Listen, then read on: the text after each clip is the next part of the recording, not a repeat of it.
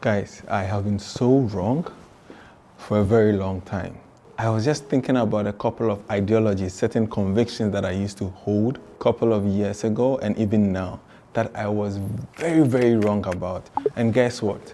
In those moments when I held those convictions, those beliefs, those values, I really believed in them. I thought they were the truth and nothing else but the truth. And as I'm getting older, I realized I was so wrong. Some of them I was embarrassingly wrong that I'm a little bit ashamed of them. And so I want to just share with you some of the things I've been very wrong growing up that I held to be true, right? These are certain convictions, and there are quite a few. I had to handpick them for you, so I wrote a few down. The first one was, I thought there was nothing like too much information. Have you ever heard that term before? TMI, too much information. I always felt that you should always say the complete truth, nothing but the truth. When it's asked, give it all out. And as I'm getting older, I'm getting more matured as a person, I realize sometimes there is something like a little bit too much information. Do you know what I'm saying? Let me just give you a bit of example. So if you have a child that really adores the parent, and then the parent passes a sudden death, unexpected death, are you going to instantly tell the child drastically that your father or your mother or your parent just passed away drastically? What I've learned to do is now to kind of prep the person's mind gradually for the truth. I'm not going to delay it for a month or maybe weeks, right? But maybe in a couple of days, I have to kind of find a way to prep the person's mind. So a typical example is an incident that happened where this was the opposite, where it was rather the parent who was alive, it was very old folk, and then the parent's child died. The child was in about the 40s, the parent is in his 70s also, I believe. And we had to prep the parents, right? Tell the parent that yes, the child is in the hospital, right? The son is in the hospital, even though yes, he was in the hospital, but at that point he had passed. But we had to let the parent know that yes, the situation is getting worse and worse and worse. So in a couple of days, we eventually told the parent. What I have learned now is sometimes it's better not to reveal everything at the same time. But I'm not saying lie, right? It really depends on the motive.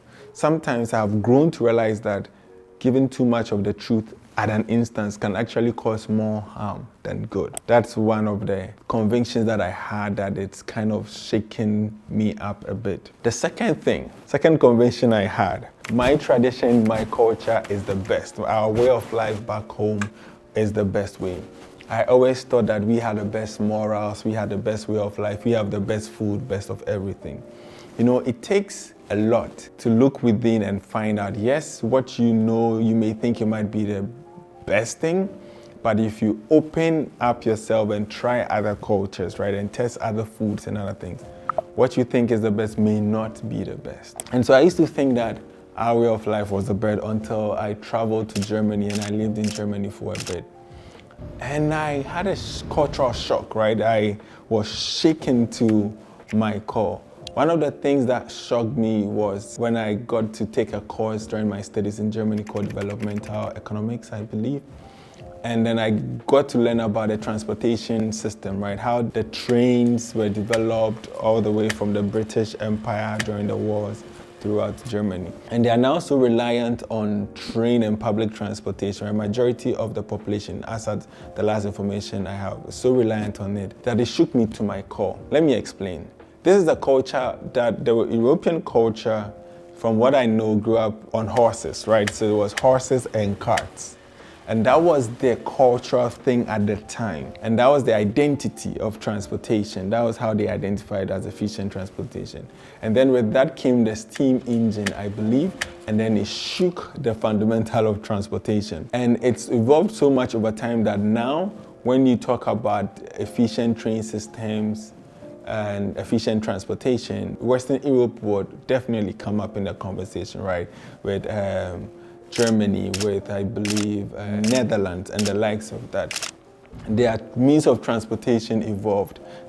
Even how they build houses evolved, right? I lived there. When I left outside my country, when you travel to other places like Nigeria and other places, it's very difficult for you, at least from my experience and exposure, it's very difficult for you to identify that this style of houses is very Nigerian, or this style of houses is very Ghanaian. I'm originally from Ghana, West Africa.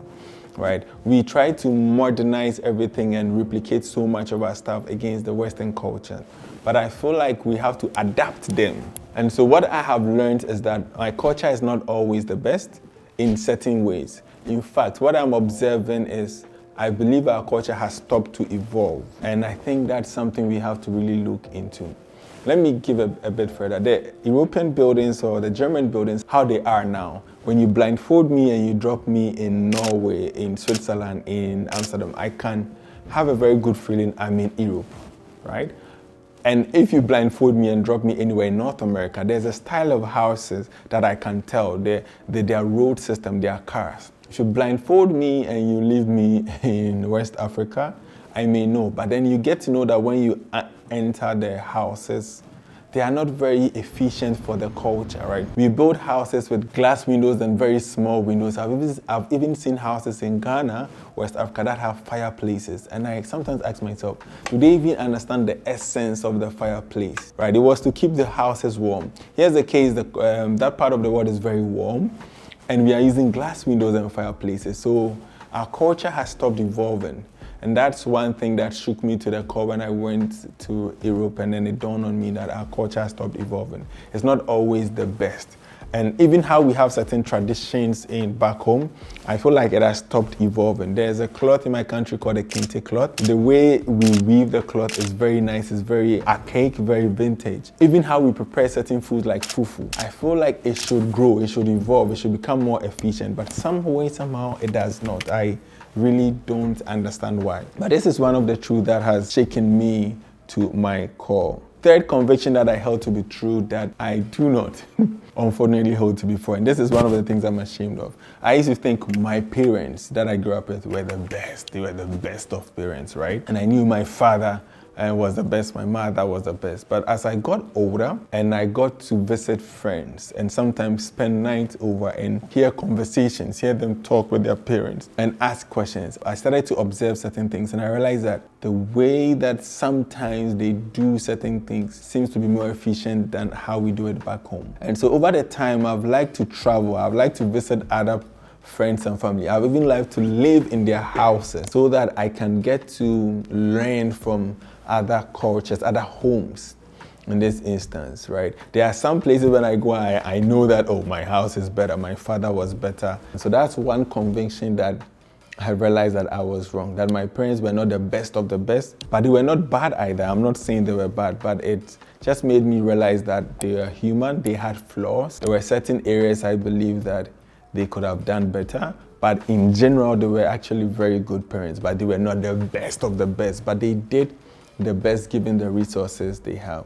And I think that it takes a lot for you to have that realization and not hold it against them, right? That they did the best that they could, assuming they did the best that they could, that is, but there could be room for improvement, right?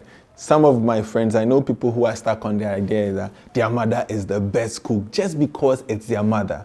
Their sister is the best sister or their sibling is the best sister just because it is their sibling. Not really being open to the concept that, yes, your mother can cook, but maybe someone out there can cook better than the mother. I am tempted to call this blind loyalty. Sometimes it's good, but certain times I feel like it prevents us from growing. Other convictions that I used to believe was, I used to think that formal education is the key to success. Or at least that's the concept that my parents back home put in our head.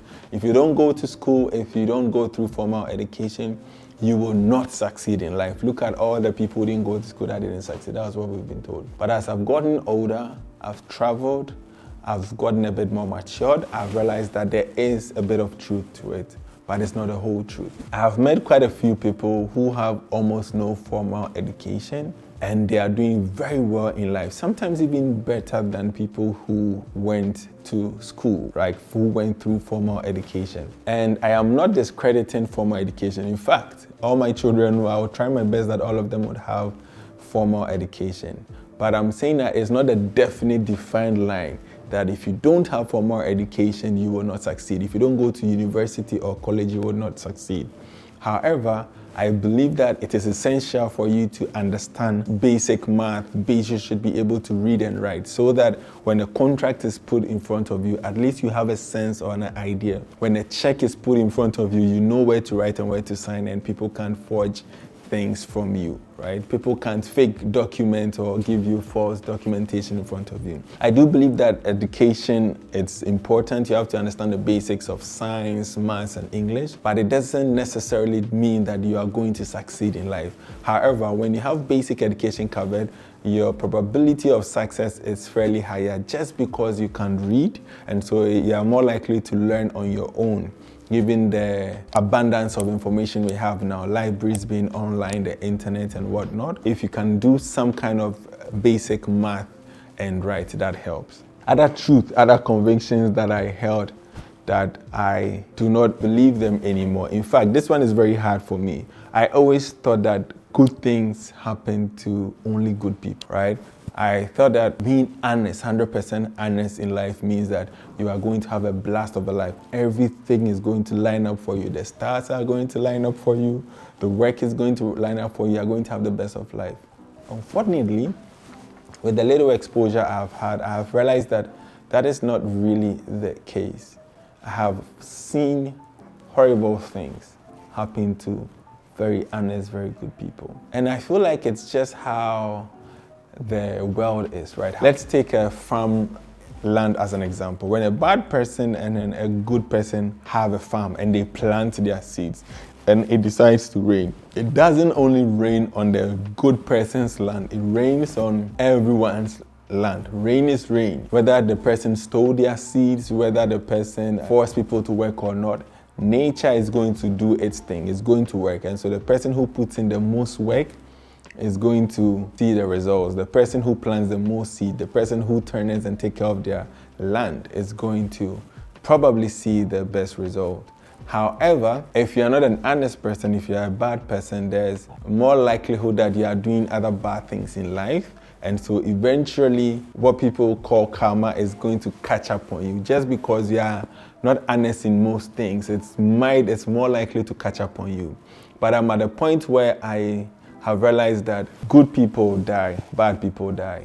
Good people get rich, bad people get rich. I've realized that honest people suffer as much as good people. I'm not saying don't be good. Be good because genuinely we are humans, and that's what makes us human, right? And so that's one conviction that I used to hold, that I'm really sad about that. It's not 100% true. How I wish that good things happen to good people and bad things happen to bad people. But that's not the case. 2 more convictions. I have a few, but let me just talk about these 2 more. I used to think that it is easy to make money. When I was younger, I saw people who were relatively in their 30s and late 20s and they didn't have money. And I wondered, how come this person is poor? What are they doing wrong? When I get to that age, I'm going to be rich. Well, guess what? Adulting is not easy. When I feel like there are certain principles of making money that it's not taught in formal schools. And if you don't get these principles right, it's not going to be easy to make money, right? I have come to realize that making money, being abundantly rich is not easy. If it was easy, everyone will be rich. Is everyone rich? Are you as rich as you would love to be? Probably not, right? I am not as rich as I would love to be. And so I've read quite a fair amount of books. I've studied a lot of people. Somehow I'm still not there yet. So I've realized that making money, they say it's easy, but it's not easy, right? It's like everything. Once you get to understand the principles and the concept, then it's easy to apply them. And it's even better if you have a mentor, someone to guide you. But I've realized that making money is not easy. Majority of us are going to have enough to live on. Not necessarily living from hand to mouth, right? All our salary is just on rent and stuff. We'll just have enough to live by, enough to enjoy the little bit of life. But making money is not as easy as I thought it would be. I wish I knew how to make it. If I find it, I'll probably share it with you. But at the moment, I don't. And the last thing I want to share with you is I thought that finding true love would be easy. Did that happen to you? I thought when I was growing up, I'm going to be a healthy person, a fit person, and I'm going to find love when the time is right. Finish school, find love, have a nice home, and everything will be right. Unfortunately, that's not true. At least in my instance and a lot of my people around me that I've spoken to. And you have to bear in mind that I do talk to quite a number of people, right? I have friends all over the world. I am talking to people from Africa, people in Europe, people in North America, in Asia. I have quite a number of friends and friends of friends that sometimes they put me in certain conversations. And I can tell you this, finding true love is not easy. This concept is a whole topic for another time. But I'm just saying these are convictions that I held when I was younger. I thought it would be easy. It's not as easy as I thought it would be. Many of us expect us to just be there and then expect Prince Charming or Princess Charming to come and swoop us and take care of all our issues and all of things that bother us. Unfortunately, that's not the case. One of the things I realized is you have to learn to love yourself and know your weaknesses before you can even allow someone else to love you and even accept your weaknesses, right? And so many of us do not even fully know ourselves, understand the concept of love, yet we expect someone to love us. That's quite an ask, right? When you don't even know what you're asking for, but you expect the person to know. So these are certain truths, certain convictions, certain beliefs that I really thought they were true and fixed.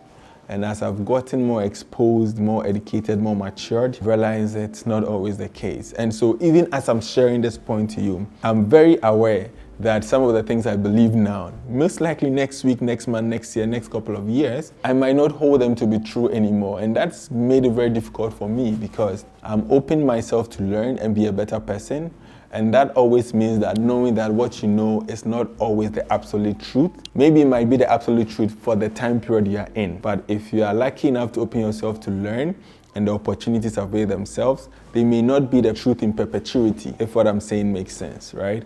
And so I'm very aware that some of my beliefs now and my concepts now could be very wrong. And I'll keep learning and being a better person. What do I want you to take from this? At least this is now my mindset moving forward in life, right? I've acknowledged that beliefs evolve, right? So what you believe now could definitely be wrong in the future. You are only limited to a certain number of information, right? There are many science beliefs that we thought were true, but the more we discover things, the more we learn things as a people, the more we realize this is not really the best for us. So imagine if the culture you are in, the religion you are in, the place you live in, they held on to certain beliefs that they believed 200 years ago.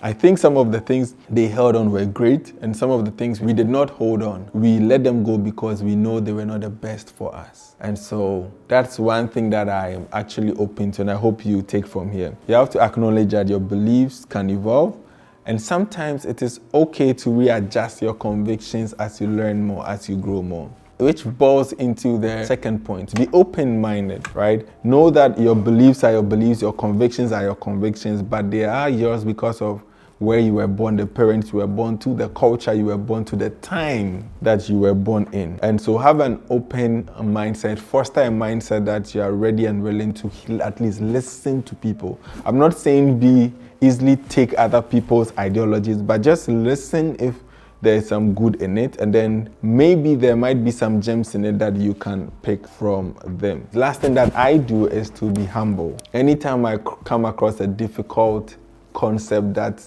challenges my convictions and my belief, I really sometimes sit back later at night when I'm alone and think about it. Is there some truth in this? Is there some validity in this ideology, this new concept to me? Sometimes it's very wrong. Sometimes I don't think it makes sense to me. And so there are many things that I don't accept, even though I've gotten exposed and I've been humbled enough to listen to the other side. And there are many things more that I have been opened up, and my mind has grown to accept those ones, and I admit that they are better than some of the things I used to believe. Some of them make me sad, talking about the concept of not only good things happen to good people. And then there are some concepts that I'm just saying open up, right? And so I'm going to leave you here. Think about certain convictions, certain truths that you hold dear to your heart, and ask yourself, is this really serving me properly? Is this giving me a true purpose, a true service? And if yes, please stick to it. Sometimes I found that some things are not serving me well,